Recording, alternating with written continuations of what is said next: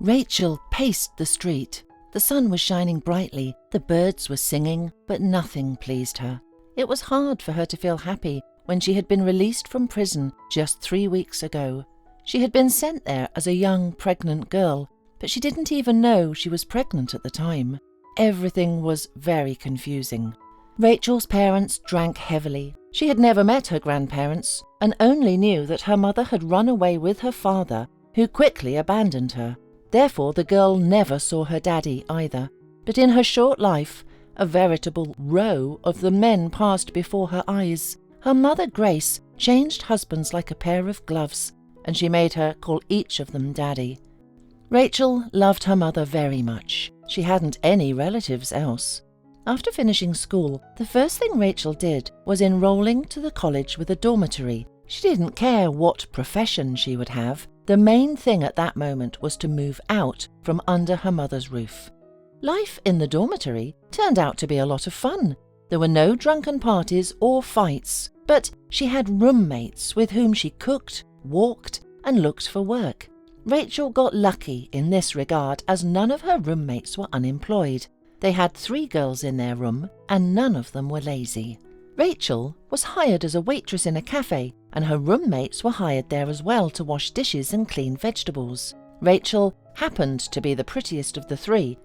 One evening, as they were returning to the dormitory, a group of guys caught up with them. They weren't making any vulgar jokes or anything like that. They were simply seeing them off to the dorm. Rachel noticed that one of the guys was looking at her. His name was Adam, and he was the most handsome. Then everything was like a fairy tale. Flowers, sleepless nights, love. Rachel was over the moon, and when Adam invited her to move in with him, she didn't hesitate for a second. They had been living together for 2 weeks when she bumped into her mother's neighbour. "Rachel, is that you? I didn't recognize you. You've blossomed and become prettier," said the neighbour, and Adam looked at her with interest because Rachel always avoided talking about her parents and relatives. "Hello, I'd love to chat, but we're running late," she said, pulling Adam along. But the woman quickly interjected, "Wait, Rachel, why don't you visit your mother? She looks terrible. Her new lover beats her." Rachel sighed. "All right, I'll come today." The neighbour left, and Adam turned to Rachel. "Let's go to your mother's place now. Maybe she needs some help." Though reluctant, Rachel agreed. Adam came from a good and wealthy family, and she didn't want to show him the conditions in which she lived. But he was the kind of person who, once he decided something, couldn't be stopped. They arrived at the right address, and Rachel opened the door. Adam looked around in horror. The tattered wallpapers, the dirt. The further he went into the apartment, the more expressive his face became. And when they entered the room and saw Rachel's drunk mother with a bruise under her eye, he said, "I hope you understand that we can't be together anymore." Rachel was sincerely surprised. "Why? What do I have to do with this?" "Are you kidding? Tomorrow I'll send your things here," he said, and left. Rachel remained standing in the middle of the apartment, listening to her drunk mother shouting, "Rachel, my daughter has come." She sat at the table and cried. Happiness was so close.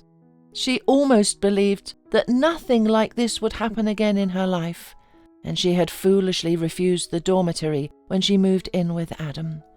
In the evening, when she practically cleaned up the flat, Rachel heard the front door open, and a healthy man burst into the kitchen exclaiming, "Wow, we have guests, and such pretty ones too."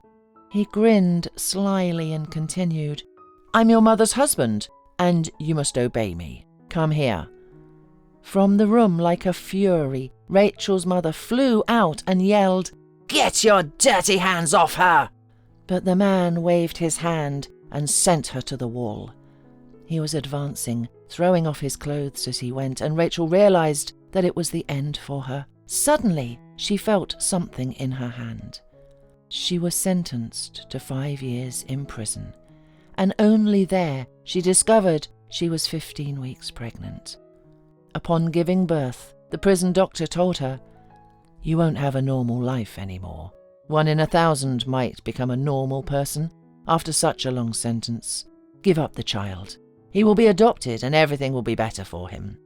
For several nights Rachel cried hot tears and eventually signed the necessary documents. "My son, let good people take you away as soon as possible. Let them love you and make everything fine for you." After being released, Rachel realized that one could really put an end to herself and her life. No one would hire her for work, and she didn't even have enough money to dress properly. It was a vicious circle. Rachel simply didn't know what to do. Thinking about her sad life, Rachel was walking to the address provided by the job centre. A janitorial position was available there. She was about to turn the corner when she suddenly stopped abruptly. She thought she heard someone whimpering nearby. It didn't sound like a kitten. It sounded more like a puppy or a child. She looked around, but she couldn't see anyone. However, the whimpering continued. Rachel looked down and saw a half-open manhole. She got closer, and indeed the sound was coming from there. Rachel knelt down and moved the cover aside. She leaned over, trying to see what was down there, and then she gasped. There was a child. He was crying plaintively. "How did you get there, little boy?" Rachel asked. The boy lifted his head. "Mum, help me. I was walking, and I wanted to look down there, and I fell." Luckily for the boy, it wasn't deep, and there were some pipes down there, and the boy was sitting on them. "I shouted, but no one heard me," the boy continued to explain. Rachel carefully descended. Finally, she stood on the pipe, which turned out to be strong enough. "Okay, I'll help you up," she said. She pushed the boy upstairs and then looked at herself. "Yes, now they definitely won't hire me in such dirty clothes," she thought. "But tell me, hero, where do you live? How did your parents let you go alone?" The boy trustingly put his hand in hers and told her, "I only have a grandmother and grandfather. They thought I was sleeping, but I don't like to sleep during the day and always climb out the window. But usually I play outside in the garden, and today I made a bet with my friend. I said I would go to the other side of the road." "Well, well, your grandma and grandpa will definitely scold you," Rachel replied, trying not to think about her son. The boy thought for a moment. "No, they never scold me. They love me very much." While they were talking, they approached a large house, and Rachel stopped and pressed the bell. The door opened immediately, and a weeping woman of about 50 was standing on the threshold. Seeing Cooper, she waved her hands. "My God, where have you been? Grandma and Grandpa are at the police now." She took the phone out of her pocket, and while it was ringing, looked at Rachel. "Oh my God," she exclaimed, and Rachel felt that the woman saw a ghost in her face. At that moment, someone answered the phone, and Helen spoke. "Cooper is here! Just come quickly, you won't believe your eyes." Rachel wanted to say goodbye, but the woman firmly took her hand. "Please don't go. You saved our Cooper. His grandparents really want to see you. Please wait for them." Rachel looked embarrassedly at the woman. "Thank you, but I'm in such a state. It was very dirty in the sewer." "It's okay. I'll clean up later. Come to the room. Make yourself comfortable, and I'll bring tea now." Cooper opened the doors wide and exclaimed, "Come in. I love playing in this room. There's plenty of space here," and indeed there was so much space that Rachel felt a bit lost.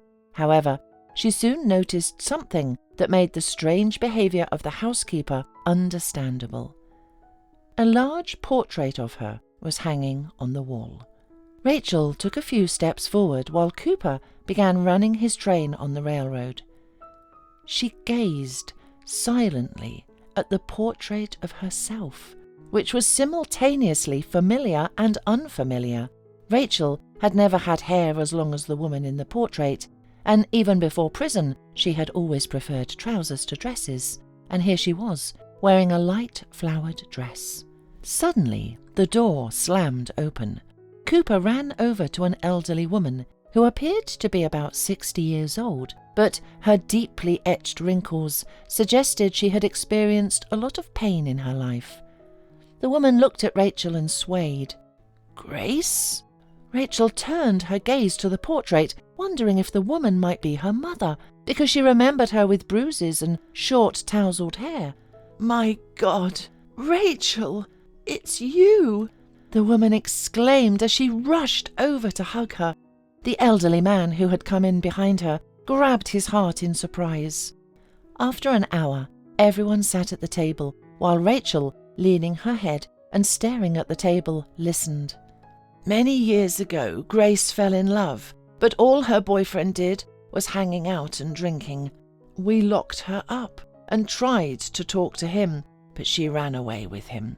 They changed several cities. We found her twice, but she was an adult. She wouldn't listen to us. Then she moved away, and for a while we lost the thread that connected us. It wasn't until she died that we found out about your existence. We were devastated, and Grandpa started looking for ways to get you out of prison, but to no avail. Then you gave birth, and they transferred you to another prison, where we were not allowed to visit.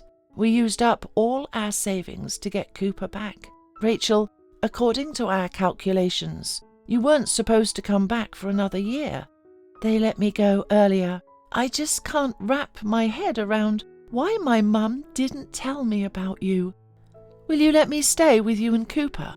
"Of course. There's no other way we would let you go," said the elderly woman.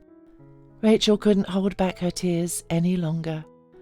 "So I can tell Cooper that I'm his mum?" The elderly woman nodded, and Rachel jumped up from the table and ran to the child's room. She entered the room and sat down next to her son on the floor. Cooper hugged her. "Cooper, my dear son, I missed you so much," she said with a smile. "I always waited for you. I knew that my mum would come one day and stay with me forever," said the boy.